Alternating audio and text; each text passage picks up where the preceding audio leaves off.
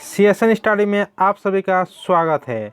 तो इस वीडियो में हम लोग क्लास 11 के क्लास 11 के इस वीडियो में हम लोग सिलेबस देखेंगे और सिलेबस में देखेंगे कि ये टर्म 1 की परीक्षा कब होगी और टर्म 2 की परीक्षा कब होगी वो देखेंगे।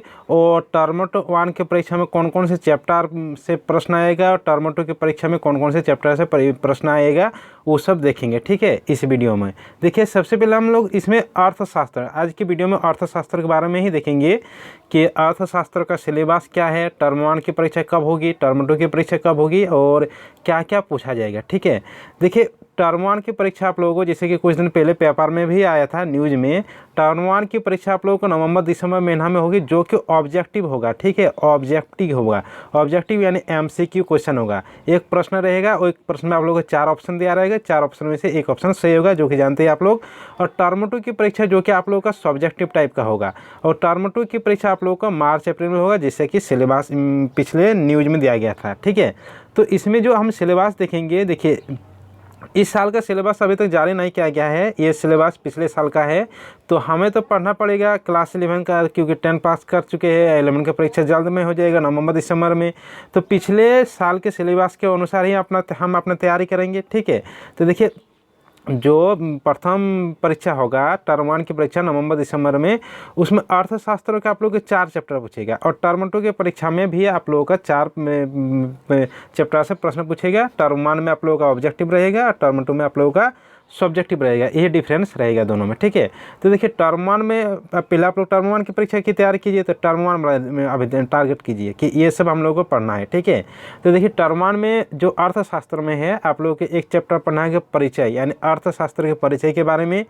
सेकंड चैप्टर आप लोगों को पढ़ना होगा आंकड़ों का संकलन, व्यवस्थीकरण एवं प्रस्तुतिकरण। और तीसरा चैप्टर आप लोगों को पढ़ना होगा विकास की नीतियाँ और अनुभव, जो 1947 से लेकर 1990 तक है। ठीक है, और चौथा चैप्टर होगा आप लोगों का आर्थिक सुधार 1991 ईस्वी से। ठीक है, ये 4 चैप्टर आप लोगों को टर्म 1 के लिए पढ़ना होगा। ठीक है, तो चिंता की बात नहीं, सभी चैप्टर को हम बारी बारी से एक एक तैयारी करवा देंगे। आज भी हम लोग तैयारी करेंगे, जो कि पहला चैप्टर है परिचय, यानी अर्थव्यवस्था के परिचय के बारे में देखेंगे। ठीक है, तो चलिए देखते हैं कि अर्थव्यवस्था का परिचय क्या है, उसके इंपॉर्टेंट प्रश्न उत्तर करेंगे, क्या क्या है उसमें, उसके बारे में देखेंगे। तो चलिए शुरू करते हैं।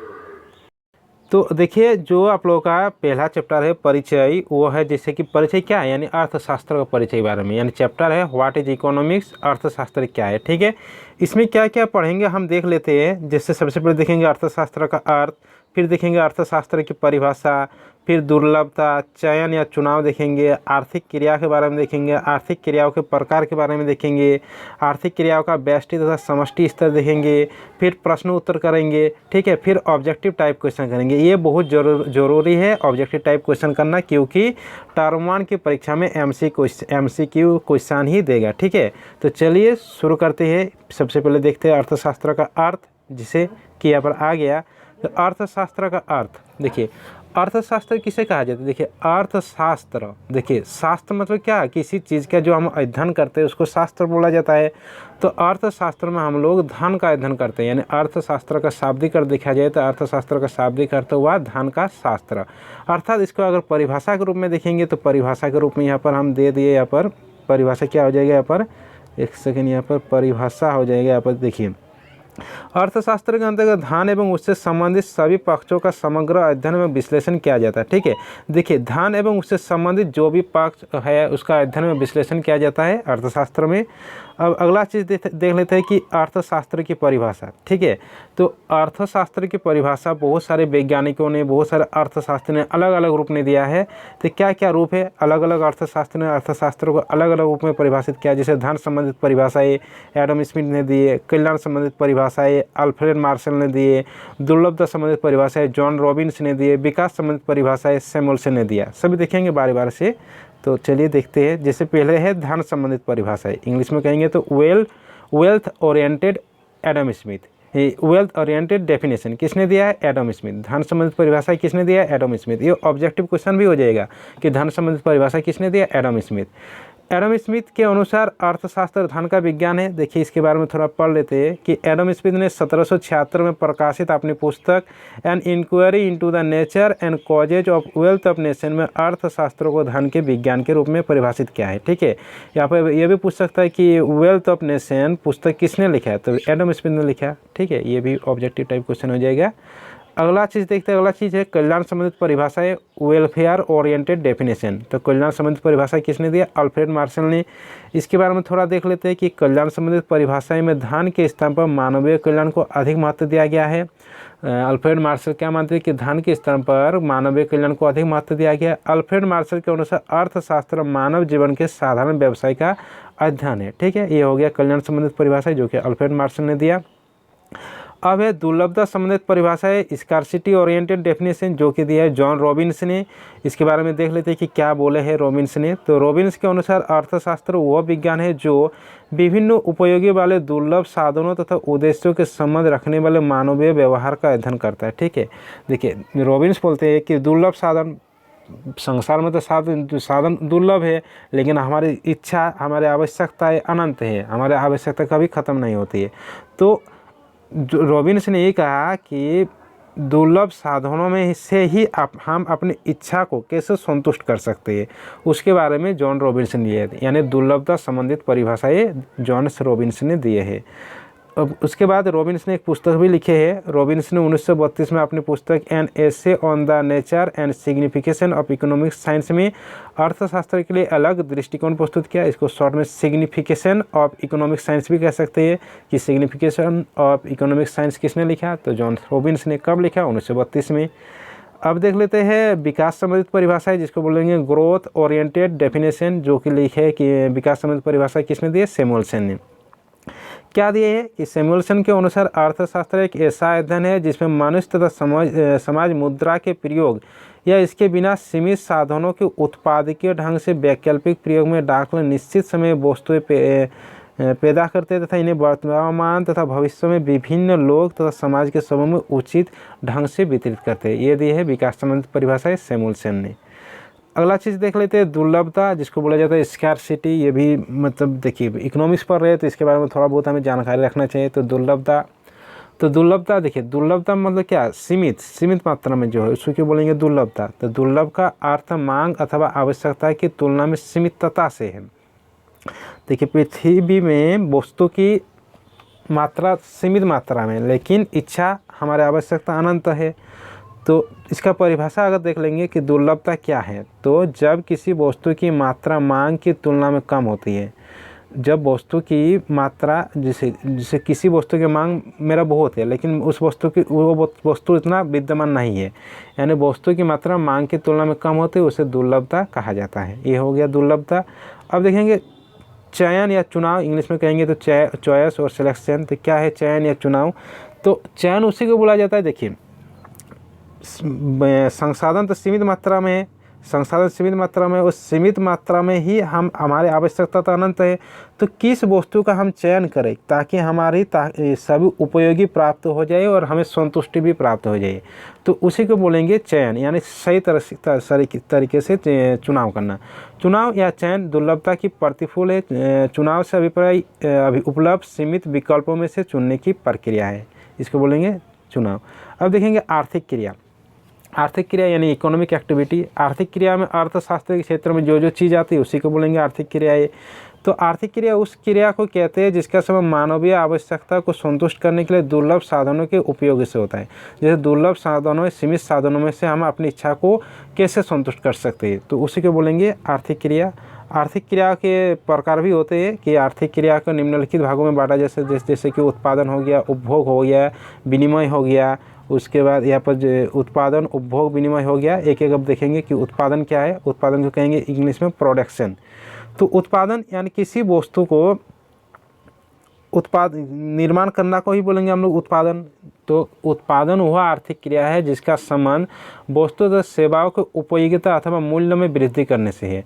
देखिए किसी वस्तु का निर्माण करेंगे तभी उस वस्तु का मूल्य बढ़ेंगे और उस वस्तु की उपयोगिता आएंगे। जैसे उदाहरण के लिए बड़े द्वारा लकड़ी के लट्ठे चीरकर मेज और कुर्सी बनाना उत्पादन क्रिया। लकड़ी तो पहले भी थे तो, लेकिन लकड़ी का मूल्य तो नहीं था, और वो उपयोग भी उतना ही नहीं थे। जब लकड़ी को बढ़ने चीर कर मेज और कुर्सी बना दिए तो उसका मूल्य भी बढ़ गया और उसकी उपयोगिता भी बढ़ गई। तो उसकी बोलेंगे उत्पादन। जो वस्तु को, किसी भी वस्तु को मूल्यवान बना देते हैं और उपयोगिता बना देते हैं, उसको बोलेंगे उत्पादन। या अगर संक्षेप में कहेंगे शॉर्ट में, तो उत्पादन किसी वस्तु के निर्माण करना को ही हम लोग बोलेंगे उत्पादन। ये हो गया उत्पादन। अब देखेंगे उपभोग, इंग्लिश में कहेंगे कंजप्शन। उपभोग क्या है? जैसे किसी भी वस्तु का हम लोग लेते हैं, बाज़ार से खरीदते हैं, दुकान से खरीदते हैं और उसका हम उपयोग करते हैं। तो किसी वस्तु को हम उपयोग करना को ही हम बोलेंगे उपभोग। और उस वस्तु को खरीद कर हमें कितनी मात्रा में अच्छी महसूस हो रही है, कितनी हमें संतुष्टि प्राप्त हो रही है, उसी को बोलेंगे उपभोग। इसका परिभाषा अगर देखेंगे तो उपभोग वह आर्थिक क्रिया है जिसका समय व्यक्तिगत और सामूहिक आवश्यकता की प्रत्यक्ष संतुष्टि के लिए वस्तु तथा सेवाओं की उपयोगिता के उपयोग से है। जैसे रोटी खाना से हमें संतुष्टि प्राप्त होती है, हमारे भूख मिट जाती है। दूध पीना आदि क्रियाएं उपभोग कहलाती है। ये क्या है? उपभोग है। अगला चीज़ है विनिमय यानी एक्सचेंज। विनिमय मतलब एक चीज़ से दूसरे चीज़ में, मतलब लेन देन बोल सकते हैं, शॉर्ट में लेन देन। तो विनिमय वह प्रक्रिया है जिसका संबंध किसी वस्तु को उत्पादन के साधन के क्रय विक्रय से है। जैसे हम लोग किसी वस्तु को खरीदते हैं, उसके बदले में हम उसको मुद्रा देते हैं, पैसा देते हैं। इनका क्रय विक्रय अधिकतर मुद्रा द्वारा किया जाता है। इस क्रिया को कीमत निर्धारण भी कहा जाता है। ठीक है, जो विनिमय है इसको कीमत निर्धारण भी कहा जाता है। अब देख लेते हैं कि आर्थिक क्रिया का व्यष्टि तथा समष्टि स्तर। ठीक है, देखिए व्यष्टि तथा समष्टि स्तर, जैसे आप लोग इकोनॉमिक्स पढ़ रहे हैं, अर्थशास्त्र, तो अर्थशास्त्र को दो भागों में बांटा गया है। एक आप लोगों का होता है मैक्रो इकोनॉमिक्स और एक आप लोगों का होता है माइक्रो इकोनॉमिक्स। ठीक है, मैक्रो इकोनॉमिक्स जो कि बोलेंगे, इसको मैक्रो इकोनॉमिक्स को बोलेंगे समष्टि अर्थशास्त्र यानी बृहद रूप। अगर किसी भी चीज़ को हम लोग बड़े रूप में अध्ययन करेंगे तो उसको बोलेंगे समष्टि अर्थशास्त्र, मैक्रो इकोनॉमिक्स। और माइक्रो इकोनॉमिक्स यानी व्यष्टि, छोटे रूप में, किसी चीज़ को छोटे रूप में हम अध्ययन करेंगे उसको बोलेंगे व्यष्टि अर्थशास्त्र। ठीक है, तो मैक्रो और मैक्रो को तो दो भागों में किसने विभाजित किया, ये भी एमसीक्यू क्वेश्चन में आ सकता है। तो रैगनार फ्रिश ने सर्वप्रथम आर्थिक क्रियाओं को व्यष्टि एवं समष्टि स्तर में विभाजित किया। आर्थिक क्रिया में जैसे आता है व्यष्टि अर्थशास्त्र, इंग्लिश में बोलते हैं माइक्रो इकोनॉमिक्स, समष्टि अर्थशास्त्र इंग्लिश में बोलते हैं मैक्रो इकोनॉमिक्स। ठीक है, अब देख लेते हैं कि वहाँ पर तो शॉर्ट में समझा दिए। अब देखेंगे यहाँ पर तो व्यष्टि अर्थशास्त्र और माइक्रो इकोनॉमिक्स। तो माइक्रो इकोनॉमिक्स अभी बात किया, माइक्रो मतलब क्या? छोटा रूप। तो माइक्रो शब्द ग्रीक भाषा के माइक्रोज, ये भी एमसीक्यू क्वेश्चन में आ सकता है कि माइक्रो शब्द ग्रीक भाषा के माइक्रो शब्द से लिया गया है जिसका अर्थ छोटा होता है। इस प्रकार माइक्रो छोटी इकाइयों से संबंधित है।